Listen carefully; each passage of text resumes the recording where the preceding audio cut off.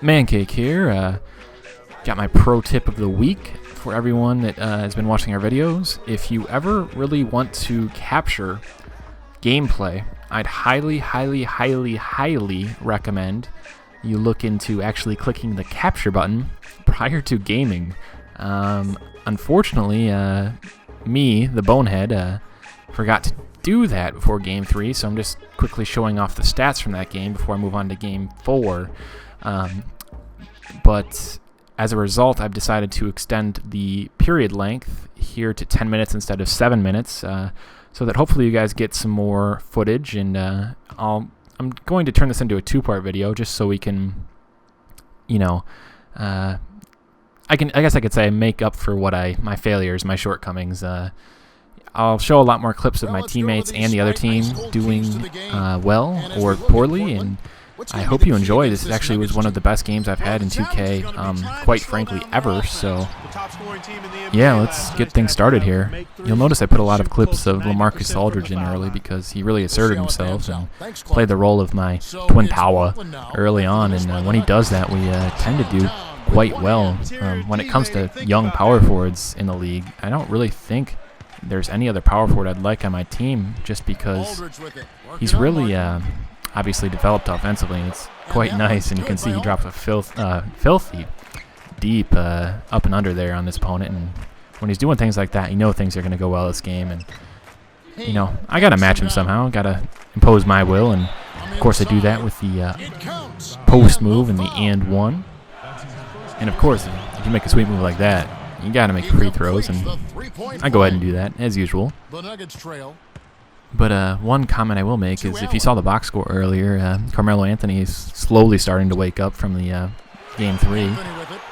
Definitely need to make sure he doesn't explode this game, because that could be a problem here on Denver's court. And you know, Brandon Roy gets the early foul, and I guess that was his second foul, and you know, that puts him on the bench, so I got to take over. And you know, I take over with a G moment of the game with the alley-oop, which you don't see many from me, actually, offline that is. Now, if you haven't fallen asleep yet, this is one of those campaign moments. Running around the edge of the court with a sick tip slam. And, you know, got to check out how close my head was to the rim. I mean, at this point, it looks like it's fused with the rim. Love seeing those. But yeah, that ball's become part of my hand as well. Just wanted to make sure you saw that. And of course, you know, you gotta look at him strike a pose for a minute. You know, he just had a filthy move. And you know, gotta control those passes. I make silly passes, and when they do, I gotta play some defense. And I reject Carmelo. Yeah, I'm sure he's felt that a couple times this series already, and he's expecting it now at this point, I would hope. Lowry's looking like he's sizing up a shot. You know, why not go for the tip in? And oh, yeah, that's why I missed. What's up with that?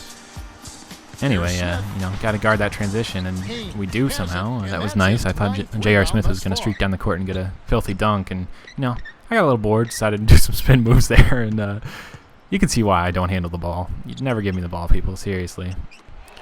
But yeah, I'm trying to be a point guard there, and luckily I draw the foul on my opponent, Greg Oden, which I didn't even realize was one of my objectives. So it's kind of nice to get him out of there. But I think I had to draw 4 fouls, which was pretty obscene in my book. And I drop a late first quarter post move, which I thought was pretty nice. A little bit different, not similar, but Carmelo, oof, that's not good if he's hitting those for the buzzer beaters, well, near buzzer beater. Always got to look out for your teammates in the post. They're often open, especially in my case when I'm always getting double teamed. Oh, and for those that don't know, I'm going to try and get a Modern Warfare 2 video up here fairly soon. One from my perspective. I do have to warn you, I'm quite terrible in my own opinion. I'm not much of a console shooter, but you know, I'm getting there. We'll see. But yeah, around this point, you really start to notice that lead we had, a giant lead, is starting to disappear with crazy shots like that from Carmelo. But you know, Brandon Roy answers right back with another contested layup that just drains in their face. But you know, Carmelo will have the upper hand in this matchup because he is a little bit taller, and he draws a third foul on Brandon Roy, taking him out for pretty much the end of the first half. got to get that token Jason Terry jumper in there because, you know, I love it. About 4.5 minutes left. I'm definitely starting to get worried about Carmelo here, though. He's starting to heat up, as you can see, and I go for the double team, and it's a very bad move, it seems, because Greg Oden got the easy stuff. And you know, I decided to one-up MJ. I went for the jump classic dunk there and add a little flash to it. Turned into a layup. I mean, what's up, Michael? Any day, any day. Enough with the taunts, though. See J.R. Smith hitting some deep shots, tying the game up, and that's when you really got to be worried, because when him and Carmelo are actually hitting, I know they take a lot of shots, but when they're hitting, it's some serious trouble, really. I mean, they can go on some crazy streaks. They do it in real life. They do it in the game. And to make matters worse, when Chauncey's hitting, you're not going to fare too well as a team. And you can see the game's tied right back up, and you know, I'm starting to get worried. There's never been this many close games for me. I go for the jump shot and decide to switch to the fast Marcus, who's streaking towards the basket. You don't see that too often for me, but you know, I'll take it. And of course, you know, gotta keep that paint secure by blocking J.R. Smith. I guess the scariest thing about this half, though, is I'm not doing terribly good on defense. I'm letting Greg Oden hit some jumpers with a hand in his face. That's something I'm not used to. However, by now you should know what's coming. Campaign for the oop. Another rare oop for Campaign. Punishing Denver for making a shot over him.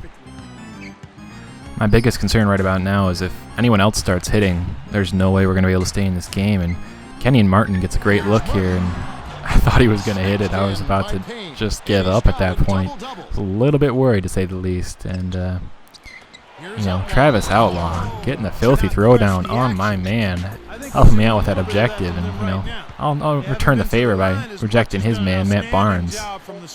With that, the quarter's really winding down. I highly recommend, if you enjoyed this video, to check out the next part 2, which I should have up as a video response. Let's just say this game has a great ending. There are really no words to describe how good this game ends, to be honest. As usual, thanks for watching. I hope you check out the next video. I found it quite entertaining myself. Yeah, and you should see my final stats here as we move into the second half of the game.